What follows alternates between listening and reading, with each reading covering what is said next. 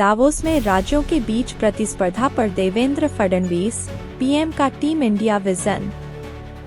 Davos में विश्व आर्थिक मंच के दौरान इंडिया टुडे के समाचार निदेशक राहुल कंवल से बात करते हुए महाराष्ट्र के मुख्यमंत्री देवेंद्र फडणवीस ने खुलासा किया कि राज्य ने 15.7 लाख करोड़ रुपए के सौदे हासिल किए हैं। दावोस में देवेंद्र फडणवीस ने भारतीय राज्यों के बीच स्वस्थ प्रतिस्पर्धा को बढ़ावा दिया। कहा कि महाराष्ट्र ने 15.7 लाख करोड़ रुपए का निवेश हासिल किया। सैफ अली खान पर हमले के बीच मुंबई में कानून और व्यवस्था का बचाव किया। स्विट्जरलैंड के दावोस में विश्व आर्थिक मंच के दौरान इंडिया टुडे के समाचार निदेशक राहुल कंवल के साथ एक साक्षात्कार में महाराष्ट्र के मुख्यमंत्री देवेंद्र फडणवीस ने भारतीय राज्यों के बीच स्वस्थ प्रतिस्पर्धा, निवेश आकर्षित करने में महाराष्ट्र की सफलता और मुंबई में कानून और व्यवस्था के बारे में हाल की चिंताओं सहित कई मुद्दों को संबोधित किया। राहुल कंवल द्वारा यह पूछे जाने पर कि क्या राज्य निवेश हासिल करने के लिए दावोस में एक दूसरे के खिलाफ प्रतिस्पर्धा कर रहे थे, फडणवीस ने देश के लिए प्रधानमंत्री नरेंद्र मोदी के दृष्टिकोण पर प्रकाश डाला और सहकारी और प्रतिस्पर्धी संघवाद दोनों के महत्व पर बल दिया। उन्होंने राज्यों के बीच स्वस्थ प्रतिस्पर्धा को भारत के विकास के लिए एक प्रेरक शक्ति बताया।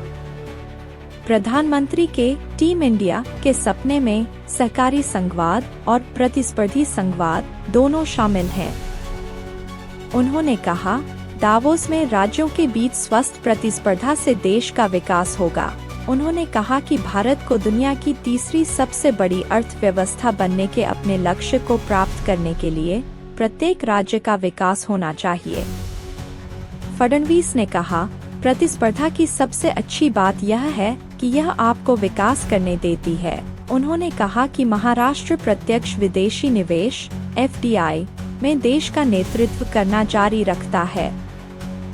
इस साल के दावोस शिखर सम्मेलन में राज्य ने MOU में रिकॉर्ड तोड़ 15.7 लाख करोड़ रुपए हासिल किए, जिनमें से 98% निवेश FDI के रूप में आए। उन्होंने वैश्विक मंच के रूप में दावोस के महत्व को भी समझाया, जो भारतीय कंपनियों और उनके विदेशी भागीदारों को सहयोगी सेटिंग में समझौतों पर हस्ताक्षर करने की अनुमति देता है।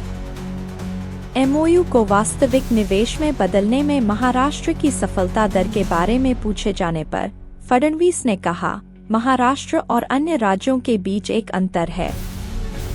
अन्य राज्यों को उनके द्वारा किए गए निवेश का केवल 35% ही मिलता है, जबकि महाराष्ट्र को कम से कम 65 से 70% मिलता है और कुछ शिखर सम्मेलनों में हम 85% तक निवेश प्राप्त करने में सफल रहे हैं। मुंबई में कानून और व्यवस्था के मुद्दे पर फडणवीस ने अपने प्रशासन के तहत इसके पतन के आरोपों को संबोधित किया। उन्होंने शहर के सुरक्षा रिकॉर्ड का बचाव किया और जोर देकर कहा कि प्रत्येक नागरिक, चाहे वह एक साधारण व्यक्ति हो या बॉलीवुड स्टार, उनके लिए समान महत्व रखता है।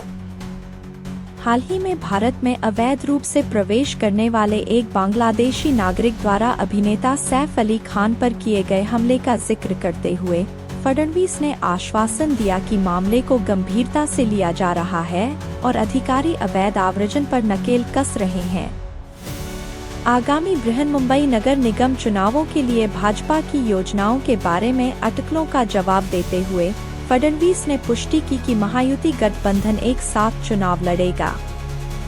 यह पूछे जाने पर कि राज्य के मुख्यमंत्री के रूप में वह किस बात पर जोर देना चाहेंगे, फडणवीस ने पारदर्शी शासन, रोजगार सृजन, बुनियादी ढांचे में सुधार और महाराष्ट्र को सूखा मुक्त बनाने पर अपना ध्यान दोहराया।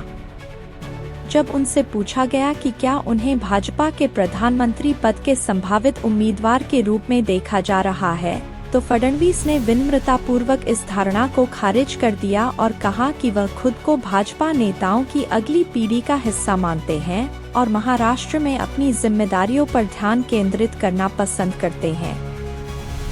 देवेंद्र फडणवीस ने कहा, मैं खुद को प्रधानमंत्री पद के उम्मीदवार के रूप में नहीं देखता, लेकिन मैं भाजपा नेताओं की अगली पंक्ति का प्रतिनिधि बनना पसंद करूंगा।